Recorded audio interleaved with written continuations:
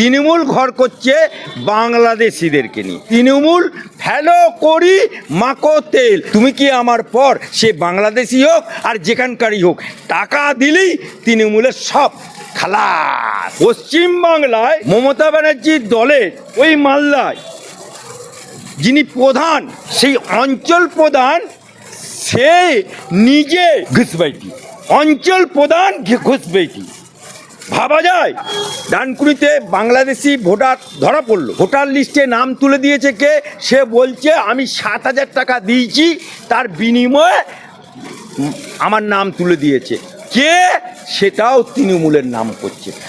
বাংলার বুকে উনি সাংসদ হয়ে সংসদের চেয়ারে বসে লক্ষ লক্ষ কোটি টাকা সংসদ হিসেবে পাচ্ছে, আর পশ্চিমবাংলার সরকারি প্যানেলে থেকে লক্ষ লক্ষ টাকা কামাচ্ছে। আর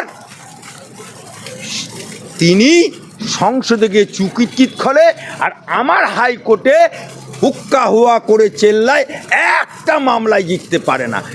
जब तक ममता बाबू है तब तक सरकार में है, इसको जारी जुरी चलेगा। सरकार गिर जाएगा, ये कल्याण बनर्जी धपास हो जाएगा। এসআইআর মামলা, এসআইআর এর শুনানিতে মমতা ব্যানার্জি অর্থাৎ রাজ্য সরকার ব্যর্থ হচ্ছে বলেই কি জঙ্গি প্রসঙ্গটা আসছে বারংবার? এই যে উমারের নাম শোনা যাচ্ছে, সে তো মালদার, সে তো তৃণমূল করতো, তার মা বলছেন।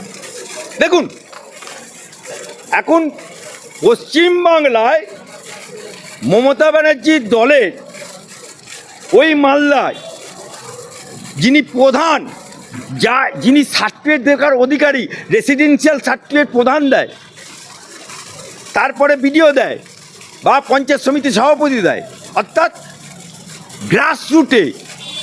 গ্রাসরুটে প্রশাসনিক অধিকারী, সেটা হচ্ছে অঞ্চল প্রধান। সেই অঞ্চল প্রধান সে নিজে ঘুষবাইটি, অঞ্চল প্রধান ঘুষবাইটি। ভাবা যায়? তাহলে তৃণমূল কাদেরকে নিয়ে ঘর করছে? তৃণমূল ঘর করছে বাংলাদেশিদেরকে নিয়ে। আজকে ডানকুনিতে এত, এই যে কিছুদিন আগে একটা ডানকুনিতে বাংলাদেশি ভোটার ধরা পড়লো, তার ভোটার লিস্টে নাম তুলে দিয়েছে কে? সে বলছে আমি 7,000 টাকা দিয়েছি, তার বিনিময়ে আমার নাম তুলে দিয়েছে। কে? সেটাও তৃণমূলের নাম করছে।